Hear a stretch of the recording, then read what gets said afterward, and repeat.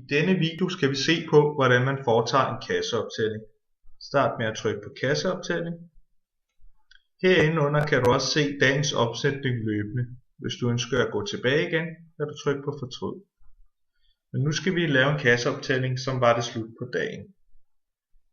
Jeg har snydt lidt og skrevet tallene ind, men her skal der skrives alle de mønter og sedler, der er i kassen. Hvis jeg vælger at skrive 2 500 kronesedler i stedet for 3 og trykker beregn, vil systemet fortælle mig, at der er difference på minus 500.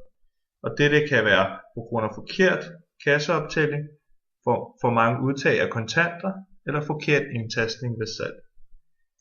Men i dette tilfælde er der 3, og jeg trykker beregn igen, så vil jeg kunne se, hvor mange penge jeg skal tage ud af kassen, for at den matcher morgenbeholdningen.